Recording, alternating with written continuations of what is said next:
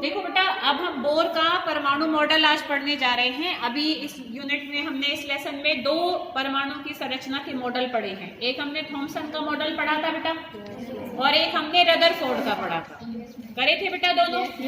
और बेटा जब मंडे कहोगे तो तुम्हें सारे ही याद होने चाहिए बेटा। रदरफोर्ड का मैं पूरा लिखवा कर देखूंगी, खाली एक क्वेश्चन जिसमें हम सारी चीजें लिखेंगे रदरफोर्ड की, ठीक है। जो उसके 4 क्वेश्चंस कराए थे ना कि क्या उसका प्रयोग था, क्या उसने प्रयोग से निष्कर्ष निकाला, क्या उसका मॉडल था, और क्या उस मॉडल की कमियां थी, ठीक है। तो चारों क्वेश्चंस को बेटा सब बच्चे अच्छे से याद करके आए मंडे को। तो अब हम नेक्स्ट मॉडल पढ़ने जा रहे हैं, बोर का परमाणु मॉडल। सबसे आसान है और उसी को ही तुम्हें फॉलो करना है, ठीक है। देखो बोर के हिसाब से क्या होता है, बोर के हिसाब से जो हमारा एक परमाणु होता है उसके केंद्र में केंद्रक होता है। वही बात है जो कि रदरफोर्ड ने कही थी कि केंद्र में क्या होता है, केंद्रक, नाभिक भी कह सकते हैं उसको, ठीक है। परमाणु केंद्रक। केंद्रक में कौन रहते हैं, केंद्रक में कौन रहते हैं, इलेक्ट्रॉन या प्रोटॉन, प्रोटॉन। हाँ वैसे न्यूट्रॉन भी रहते हैं, पर न्यूट्रॉन की जो डिस्कवरी है वो हमारी थोड़ी बाद में हुई थी। पर अब अगर हम क्लियर मॉडल को समझ रहे हैं तो हम ये बात को मानकर चलेंगे। देखो यहाँ मैं अलग भी लिख देती हूँ कि ये अगर नाभिक है तो इसमें केंद्रक है, तो इसमें एक तो रहते हैं प्रोटॉन और एक रहते हैं न्यूट्रॉन, ठीक है। जितने भी भारी कण हैं, इलेक्ट्रॉन, प्रोटॉन, न्यूट्रॉन, 3 अवपरमाणु कण होते हैं एक परमाणु के अंदर। अवपरमाणु कण मतलब जो परमाणु के भी अंदर वाले कण हैं, ठीक है। 3 होते हैं, जिसमें से जो सबसे भारी होते हैं, जो भी जितने भी भारी कण हैं सबके सब केंद्रक में रहते हैं। भारी कौन कौन से होते हैं, प्रोटॉन और न्यूट्रॉन। इलेक्ट्रॉन बहुत हल्के होते हैं, ठीक है, ना के बराबर उनका भार होता है। तो अब बोहर ने क्या कहा, बोहर ने कहा कि केंद्रक में तो प्रोटॉन और न्यूट्रॉन रहते हैं। फिर उसने कहा कि इसके चारों तरफ हमारी ऊर्जा की निश्चित कक्षाएं होती हैं, मतलब कई सारी कक्षाएं हैं। जैसे ऐसे समझ सकते हो, देखो एक अंगूठी, फिर एक बड़ी अंगूठी और बड़ी अंगूठी और बड़ी अंगूठी, एक छोटी सी बॉल के चारों तरफ है। बॉल हमारी क्या है, न्यूक्लियस है, केंद्रक है, ठीक है बेटा। और इन सारी कक्षाओं की ऊर्जा क्या होती है, निश्चित। अब जब इनकी ऊर्जा निश्चित होगी तो जब तक किसी एक कक्षा में इलेक्ट्रॉन घूमता रहेगा, ना तो वो अपनी ऊर्जा कम करेगा ना वो ऊर्जा बढ़ाएगा। तो अब जब वो ना कम करेगा ना बढ़ाएगा तो फिर वो जो नाभिक है उसके अंदर गिरेगा भी नहीं गिरेगा ना, गिरेगा नहीं तो परमाणु स्थिर रहेगा।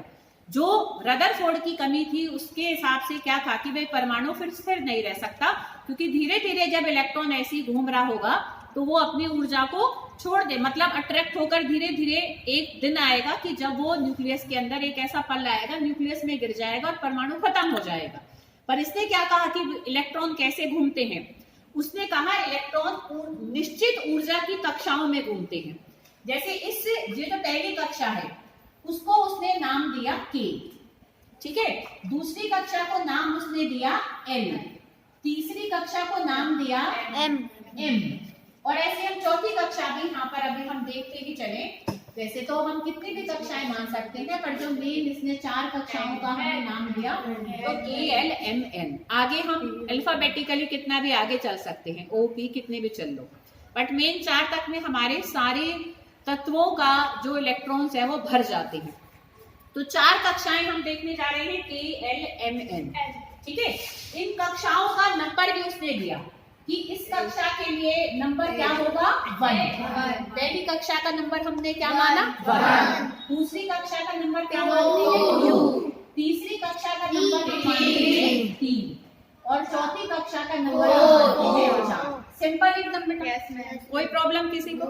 तो उसने क्या कहा बेटा कि ये परमाणु का मॉडल होता है। उसने कहा परमाणु के केंद्र में केंद्रक होता है, केंद्रक में प्रोटॉन और न्यूट्रॉन रहते हैं, और इलेक्ट्रॉन केंद्रक के चारों तरफ ऊर्जा की निश्चित ऊर्जा की कक्षाओं में चक्कर लगाते रहते हैं। और जब तक वो एक कक्षा में घूमते हैं तब तक वो अपनी एनर्जी छोड़ते हैं ना एनर्जी लेते हैं। पर ऐसा नहीं है कि इलेक्ट्रॉन कभी भी ना एनर्जी छोड़ेगा ना लेगा। जब कभी भी वो एक कक्षा से दूसरी कक्षा में कूदेगा, जंप मारेगा, तो अगर ऊपर से नीचे की कक्षा में आएगा तो ऊर्जा को छोड़कर आएगा, और नीचे से ऊपर की में जाएगा तो ऊर्जा लेकर जाएगा।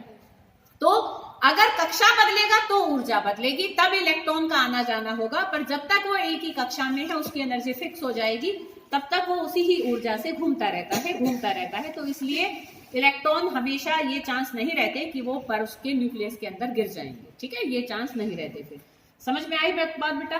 तो ये बोर का परमाणु मॉडल होता है। यहाँ तक क्लियर? Yes ma'am. अब हम ये देखने जा रहे हैं जो सबसे इंपॉर्टेंट है, बहुत सारे क्वेश्चंस तुम्हें मिलेंगे, 10th में भी बहुत काम आएगा और एकदम इजी है कि हम ये देखेंगे कि इन कक्षाओं में इलेक्ट्रॉन्स का वितरण किस प्रकार से होता है, कि किस तरीके से ये इलेक्ट्रॉन इन कक्षाओं में बटे हुए होते हैं, ठीक है।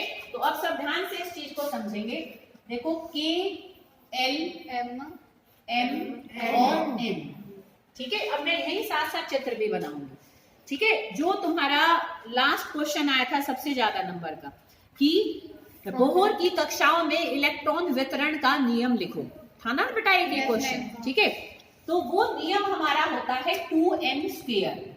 वो नियम क्या होता है बेटा? 2n²। तो n की वैल्यू रखकर हमें पता लग जाएगा कि किसी कक्षा में कितने इलेक्ट्रॉन आ सकते हैं।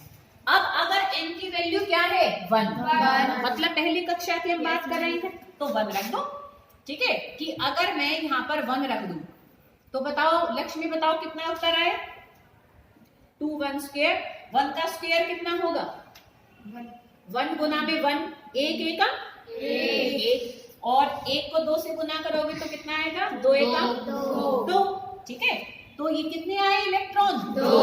तो के कक्षा में कितने इलेक्ट्रॉन आ सकते हैं? 2। ज्यादा से ज्यादा कितने इलेक्ट्रॉन आ सकते हैं? बस 2।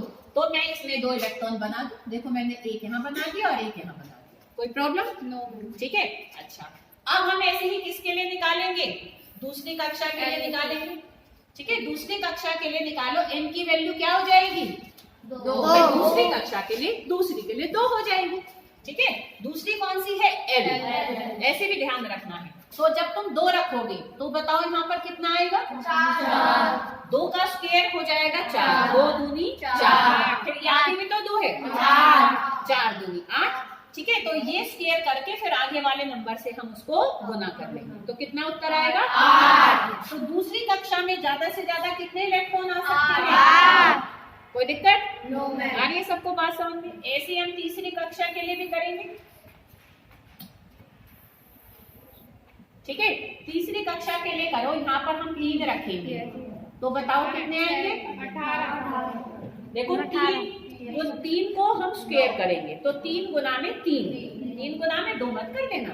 स्क्वायर का मतलब वही नंबर तुम्हें उतनी बार लिखना है, अगर स्क्वायर है तो 2 बार लिखना है, ठीक है ना, जो भी पावर है उतनी बार। तो 3 गुना में 3, 9, 9 दूनी 18, तो कितना आया हमारा? 18। तो n कक्षा में ज्यादा से ज्यादा कितने आ सकते हैं? 18।